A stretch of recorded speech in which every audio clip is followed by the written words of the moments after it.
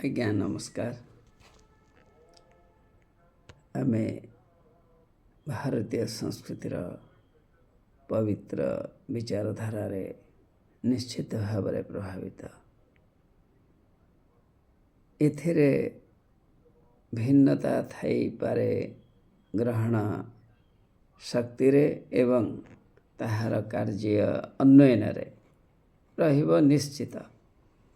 କାରଣ ଆମର ଯେଉଁ ସ୍ୱରୂପ, ଆମର ଯେଉଁ ଭଗବତ ପ୍ରଦତ୍ତ ଗୁଣ ବା ପ୍ରକୃତି ପ୍ରଦତ୍ତ ଗୁଣ ଆମ ଭିତରେ ଅଛି, ସେ ଗୁଣରୁ ଆମେ ବାହାରକୁ ଯାଇପାରିବା ନାହିଁ।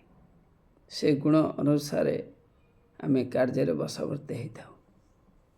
ଏହା ସତ୍ୟ, ଯଦି ଜଣେ ପୁରୁଷ ହେଉ ବା ସ୍ତ୍ରୀ ହେଉ ଜଗତର କଲ୍ୟାଣ କରିବା ପାଇଁ ଚାହୁଁଛନ୍ତି, ସେ କାର୍ଯ୍ୟ କରୁଛନ୍ତି, ଅନେକ କ୍ଷେତ୍ରରେ କାର୍ଯ୍ୟ କରିବାର ପ୍ରବଳ ଇଚ୍ଛା ଥିଲେ ମଧ୍ୟ ବନ୍ଧନ ଆସେ।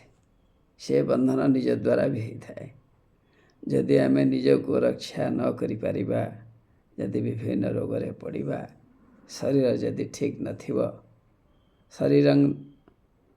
ଶରୀରଂ ଆଦ୍ୟମ୍ ଖଲୁ ଧର୍ମ ସାଧନମ୍, ଯଦି ଶରୀର ଠିକ୍ ନାହିଁ ଆମେ ଧର୍ମ କେମିତି କରିବା? ପରୋପକାର ପୁଣ୍ୟାୟ ପାପାୟ ପରପୀଡ଼ନମ୍।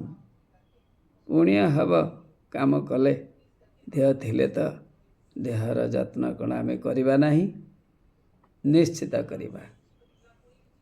ପ୍ରାତଃ ଉଠିକରି ନିଜର ପ୍ରାର୍ଥନା ଆଦି କାର୍ଯ୍ୟ ସାରି ଆମେ ଯୋଗ ଆଦି ଯେଉଁ କାମ ଆପଣଙ୍କୁ ଭଲ ଲାଗୁଛି, କାହାକୁ ଭଲ ଲାଗୁଛି ତାହା କରି ନିଜର କାର୍ଯ୍ୟକୁ ସମାପ୍ତ କରି ଅବଶିଷ୍ଟ ସମୟ ଯଦି ସେ ଅନ୍ୟର ଚିନ୍ତାରେ, ଅନ୍ୟର ହିତ ସାଧନାରେ ଦେଇଥାଏ, ସ୍ୱାର୍ଥ ଭାବନା ନ ରଖି, ତାହେଲେ ତାହା ପବିତ୍ର କାର୍ଯ୍ୟ ନିଶ୍ଚିତ, ପୁଣ୍ୟ କାର୍ଯ୍ୟ ନିଶ୍ଚିତ। ଏହି ପୁଣ୍ୟ କାର୍ଯ୍ୟ କରିବା ପାଇଁ ଆମେ ନିଶ୍ଚିତ ଭାବରେ ସମର୍ଥ। ଏହା ସତ୍ୟ, ଯଦି ଆମେ ଅସ୍ୱସ୍ଥ ବା ଅସ୍ୱସ୍ଥା ଥିବା କରିପାରିବା କି? ନା, କରିପାରିବା ନାହିଁ। ତେଣୁ ଆମେ ନିଜକୁ ସଂଶୁଦ୍ଧ ରଖିବା, ପବିତ୍ର ବିଚାରଧାରାରେ ସମୃଦ୍ଧ ରଖିବା, ଅନ୍ୟକୁ ପ୍ରଭାବିତ କରିବା ପାଇଁ ସଦ୍ଗୁଣ ରଖିବା। ନିଶ୍ଚିତ ଭାବରେ କେହି ନା କେହି ଆପଣଙ୍କୁ ଅନୁସରଣ କରିବ।